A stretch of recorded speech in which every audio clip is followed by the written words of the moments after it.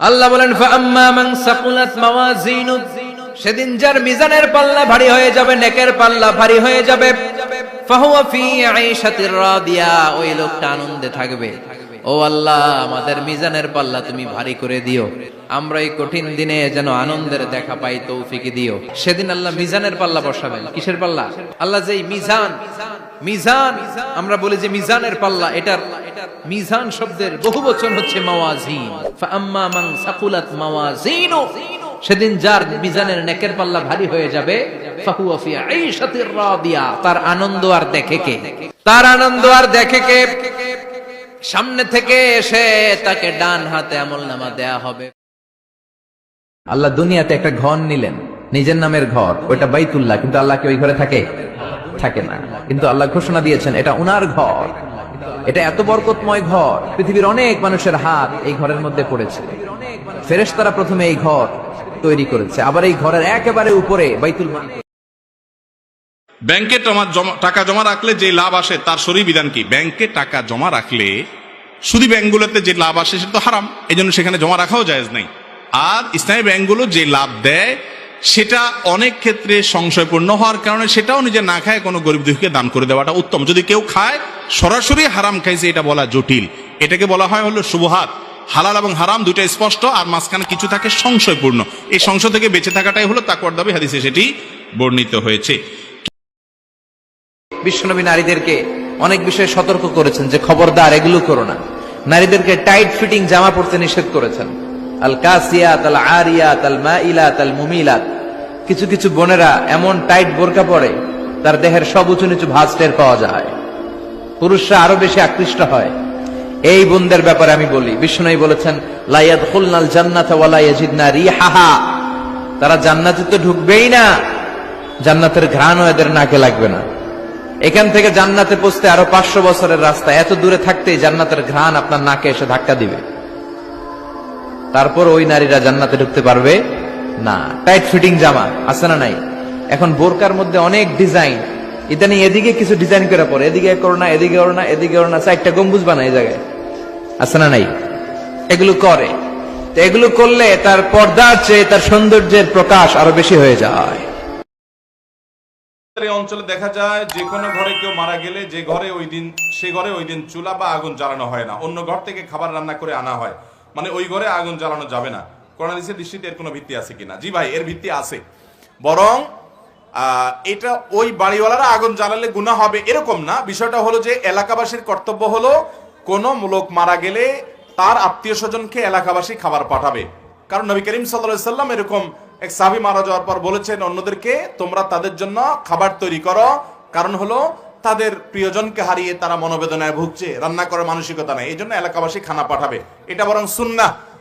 কিন্তু যারা মারা গেছে তারা যদি রান্না করে নিজেরা, কেউ দিল না কোনো এলাকাতে, দেওয়ার মতো কেউ নাই, তারা রান্না করে তাদের গুনাহ হবে না। কিন্তু এলাকাবাসী কর্তব্য তাদেরকে রান্না করতে না দিয়ে তাদের জন্য কি পাঠানো? খাবার পাঠানো। আমাদের দেশে এই খাবারগুলো সব এলাকায় কম বেশ দেয় মানুষকে, যে মারা গেছে তাদের আত্মীয় স্বজনকে খাওয়ায়, প্রথম 2-4 দিন খাওয়ায়, এরপরে 40-60 দিনের নামে সুদে আসলে সব উঠায় নেয়।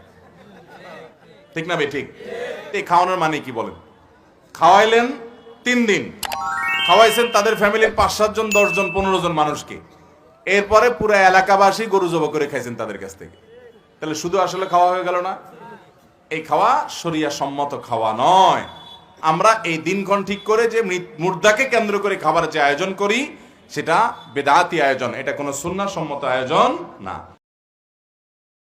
রমজানের ফরজ রোজার আগে কিছু রোজা আছে, পরে কিছু রোজা আছে। আগের রোজা হলো শাবানের রোজা, আর পরের রোজা হলো শাওয়ালের 6 রোজা। শাবানের রোজা এটার কোনো সংখ্যা ঠিক করা নেই, যে যত বেশি পারে তত বেশি রাখবে ততই উত্তম। এটাই নবী করিম সাল্লাল্লাহু আলাইহি ওয়াসাল্লামের সুন্নাহ। মোহতারাম হাজিরিন, আমাদের প্রিয় নবী সাল্লাল্লাহু আলাইহি ওয়াসাল্লাম তিনি শাবান মাসে এত বেশি নফল রোজা রাখতেন। নবী করিম সাল্লাল্লাহু আলাইহি ওয়াসাল্লাম এই মাসে বেশি বেশি নফল রোজা কেন রাখতেন?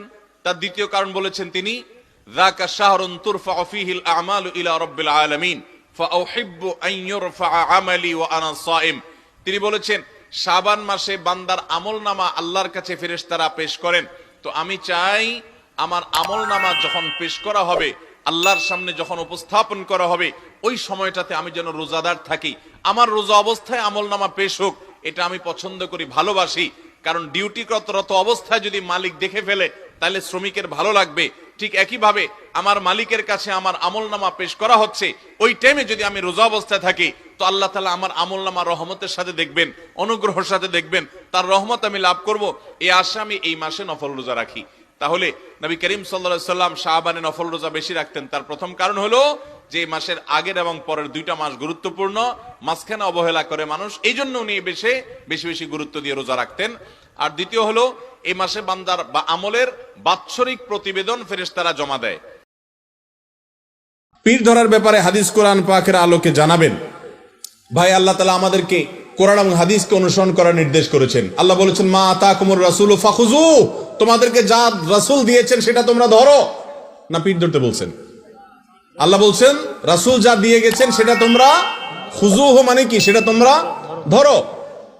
আল্লাহ তাআলা ইয়াহিয়া আলাইহিস সালামকে বলছেন, ইয়া ইয়াহিয়া খুযিল কিতাবা বিকুওয়া, হে ইয়াহিয়া তুমি কিতাব ধরো, কোরআন ধরো, মানে ওইটাকে অনুসরণ করো।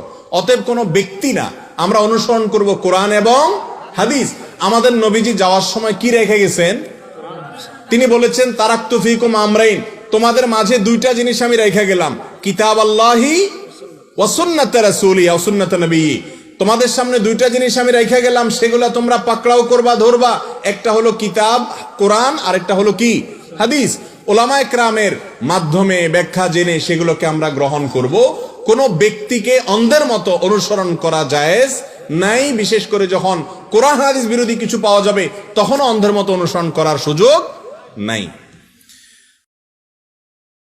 ज़बरदस्ती जिए श्री राम बोल दिया तो क्या हुक्म है? अगर किसी मुसलमान भाई से कोई गैर मुस्लिम ज़बरदस्ती जय श्री राम बोलने का कहे तो इस सूरत में क्या करना चाहिए?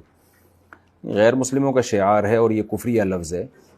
अगर कोई किसी जबर और ज़बरदस्ती के बग़ैर कहता है जानबूझकर, तो वो उस पर लाजिम है कि वो निकाह की भी तजदीद करे, ईमान की भी तजदीद करे। लेकिन अगर किसी ने ज़बरदस्ती उसकी ज़बान से कहलवाया, मारपीट का बेतहाशा मारपीट का डर है या कत्ल का खौफ है, तो ऐसी सूरत में फिर इंशाअल्लाह कोई गुनाह नहीं मिलेगा। जब जबर और दबाव ख़त्म हो जाए तो अल्लाह ताला से तौबा इस्तिग़फ़ार कर ले। শরীফ সে ছেলে ছিল এবং মাথা থেকে পা পর্যন্ত তার শরীরের সমস্ত অঙ্গ প্রত্যঙ্গ অবকাঠামো সবগুলো পুরুষের। সে হঠাৎ করে নিজেকে মনে হচ্ছে যে আমি মহিলা। এটা শুধু তার মনের একটা ব্যাপার, তার মনে হলো, তার এই মানসিক রোগ দেখা দিল, সমস্যা দেখা দিল, সে নিজেকে মহিলা মনে করলো। এরপর থেকে সে নিজের নাম পাল্টায় রাখলো শরীফা। আসলে সে পুরুষ, এখন সে মহিলা সেজে গেছে। এটাকে বলা হয় ট্রান্সজেন্ডার, লিঙ্গ পরিবর্তন করা।